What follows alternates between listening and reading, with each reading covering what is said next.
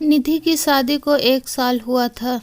निधि अपने मायके आई हुई थी। निधि को लेने के लिए उसका पति नीरज आने वाला था। निधि के घर पर ऐसी तैयारियां चालू हो गई मानो दामाद नहीं साक्षात भगवान आने वाले हों।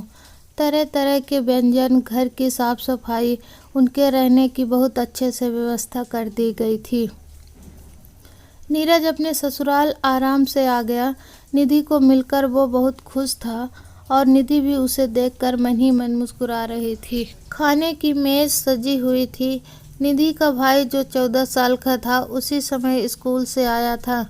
जीजा जी को देखकर वह बहुत खुश हो गया। मेज पर इतने सारे स्वादिष्ट व्यंजन देख के उसके मुंह में पानी ही आ गया। निधि और निधि की माँ रसोई में गर्मा गर्म पूरियाँ बना रहे थे। निधि के पिताजी और नीरज कमरे में बातें कर रहे थे। निधि के भाई को जोरों से भूख लगी थी तो वह फटाफट हाथ धोकर अपनी थाली में खाना लेकर खाने लगा। तभी नीरज बाहर आया। उसने देखा निधि का भाई खाना खा रहा था। यह देख वह आग बबूला हो गया। जोर से जाकर उसने निधि को कहा, तुम्हारे घर में ऐसा ही चलता है? घर पर दामाद आया हुआ है और साला अकेले ही खाना खा रहा है, ऐसे थोड़ी ना होता है। और घर से बाहर चला गया। उसे मनाने के लिए निधि भी उसके पीछे पीछे चली गई। निधि ने उससे माफ़ी मांगकर उससे कहा कि बात को वहीं ख़त्म कर दिया जाए। निधि की बात मानकर वह घर तो आया लेकिन उसने खाना नहीं खाया। निधि के माता पिता को इस बात का बहुत बुरा लगा, लेकिन निधि ने उन्हें समझाया कि वह इस बात को ना बढ़ाएं, समय के साथ सब ठीक हो जाएगा। नीरज दूसरे ही दिन निधि को लेकर वहां से चला गया। गर्मी की छुट्टियों में निधि की ननद उसके मायके आई हुई थी। उन्हें छोड़ने के लिए नंदोई भी साथ में थे। सभी ने नंदोई जी की बड़ी आवभगत की। उन्हें लजीज पकवान खिलाए। उनके लिए काफ़ी सारे तोहफे लाए गए। नीरज ने उन्हें एक शर्ट उपहार स्वरूप दी। शर्ट देखते ही नंदोई जी बोल पड़े, क्या साले साहब, सेल में से शर्ट खरीद के लाए हो? क्योंकि यह तो नई नहीं लग रही है। यह कहकर उन्होंने नीरज की दी हुई शर्ट वहीं रख दी, अपने साथ नहीं ले गए।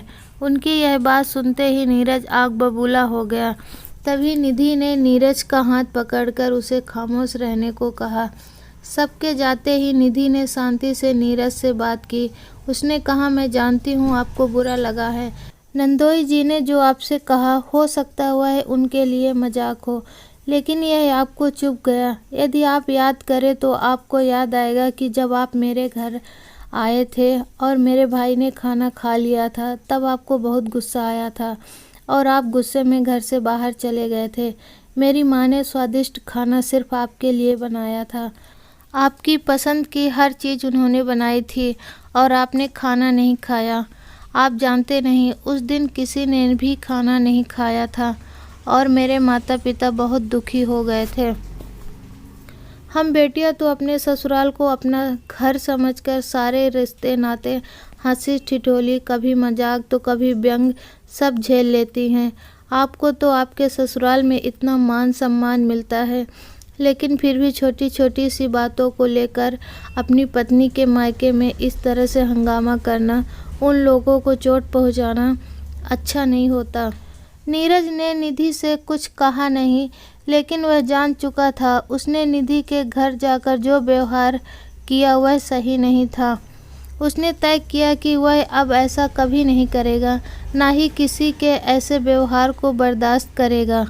मेरी इस कहानी को समय देने के लिए आप सबका बहुत बहुत धन्यवाद। आपसे गुजारिश है कि चैनल में नए हैं तो प्लीज़ सब्सक्राइब कर दीजिए। अपना मान सम्मान अपने हाथों में होता है। जैसा व्यवहार आप दूसरों से चाहते हैं वैसा व्यवहार पहले दूसरों से करना सीखिए। दोस्तों, आपको ये वीडियो अच्छी लगी हो तो लाइक कर दीजिए और चैनल में नए हैं तो प्लीज़ सब्सक्राइब कर दीजिए। अब मिलेंगे नई कहानी नई वीडियो के साथ, तब तक के लिए जय हिंद।